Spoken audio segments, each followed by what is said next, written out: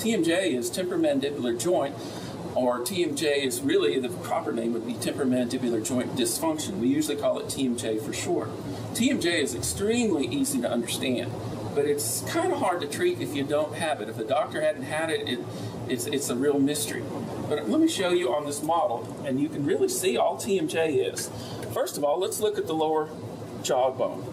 It is very unlike any other jaw joint in the body, any other joint, in that it actually comes out of socket on purpose without damage. The lower jaw has extreme movements. In fact, the lower jaw comes together really just by suggestion of the upper teeth.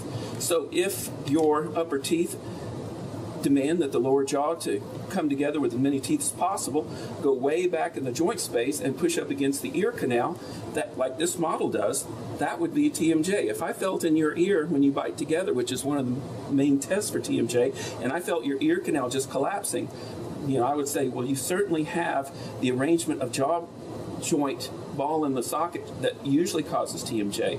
Now, if your manifestation of stress and pressure is gritting your teeth, well, then you're going to traumatize the back of the jaw space.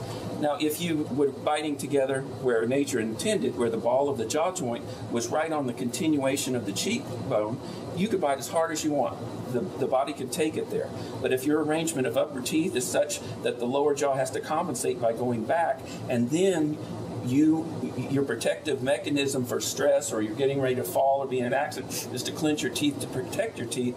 At the same time, you traumatize this area. Now, as this area becomes traumatized, it becomes swollen. So now when you grit your teeth, you hurt it even more. And the muscles, for some reason, instead of letting off, have a subconscious urge to grit more. So the muscles are overworked, and now they're going to spasm, and you can hardly even open. So typically a TMJ patient comes into me and I say, show me how far you can open, and they'll open about like that because they've so overworked these muscles. So what we do with TMJ, the surgery doesn't help, and really all we do is position the jaw forward by putting a piece of plastic in between the teeth that fills in this little gap and holds the jaw forward, particularly at night where you can't oversee and prevent the trauma to the back of the joint space. Let me show you this other model. Let me show you what normal is first. Normal would be the teeth all come together, and there's a little space between the ear canal and the ball of the jaw joint. And as I showed you in the other model, you can bite as hard as you want. The body can take it.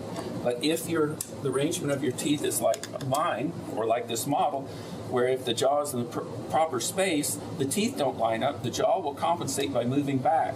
Now, instead of the cartilage disc cushioning between the ball and the bone, it cannot move back here, so you get the trauma to the back of the joint space.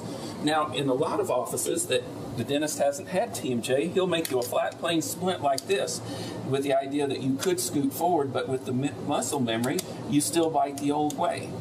So what you have to do instead is use what's called a pull forward device. There's hills and valleys on both sides, so when you bite together in your sleep or during stress, it actually pulls the jaw forward and away from that area. The trouble with this, as I mentioned, understanding TMJ is the simplest thing in the world. Treating it is a little harder, because how am I going to adjust this?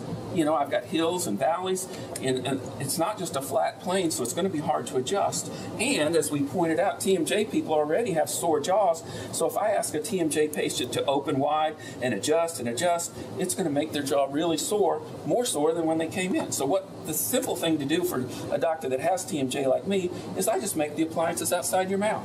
I just make them outside on an adjustable articulator. I have you try one, and if you say, no, that's not quite it, move it over to the left a little bit. I'll go back in the lab and use some heat-sensitive plastic, warm it up, liquefy it, cool it off, bring it out, and then you'll say, yeah, that's it. The thing with TMJ, another difficulty in treating it, is as I bring you forward, and as you're not traumatizing the back of the jaw space, the requirements of the bite are changed. It's like a moving target. But since I'm making these outside your mouth every time you come in for a week, I'll just make you another one. And so that's why TMJ is hard to treat. One appliance will get you out of pain temporarily.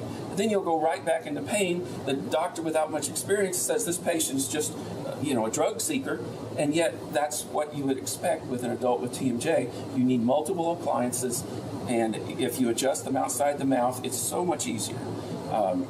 And it's easier because when you look through a microscope, you focus it left, right, finally get it in between. When you do TMJ work, the patient says move left, over a period of weeks, and finally they go past the sweet spot and realize they have, and if I'm adjusting in their mouth, I've just ruined an appliance we've worked a month on. So now we're starting over. Doctors, frustrated, patients frustrated. So the way I make it is I make these temporary appliances, and we just make a new one each time. If the patient, in fact, this happens every time, the patient says, doc, I think the one you made me 2 weeks ago was the one. That's the one I'm wearing, and that's what I expect. So we have a phase 1 where I use these temporary appliances that do 2 things. It finds where your bite is, the comfortable bite, and it shows us the improvement you're going to get from that. It costs about as much as maybe 2 or 3 fillings, what I charge. It costs us way more than that to do it. If you get a very good improvement, which is what we expect, and I feel it's a very good improvement, at that point we can go to phase 2, which takes about a year. We make 3 different appliances. We adjust each one. Usually at about the 3 or 4 or 5 month mark, you don't wear one during the day. We've just trained the muscles so that during the day you just rest your jaw forward end to end so that the ball and socket is in the sweet spot. And during the night, when you can't control what you do, you wear the appliance. So you can see where TMJ is such can be a painful situation, yet it's not anything that requires any surgery. It doesn't require any pain to treat. In fact, I tell my patients there's no shots, no pain, no surgery, just relief. And we have the phase 1 to see what kind of result. There's no obligation to go from phase 1 to phase 2. If you're having this kind of pain, and you can check it yourself, you put your fingers in your ear, you bite together, you can feel your ear canal just collapsing, and it's kind of sore in there, almost as though you have an earache, you have TMJ. Come to me, headachestop.com, and we can give you a free exam, and if you decide to go forward, we can start phase 1, and you can see exactly what the improvement you'll get before we have to go to phase 2.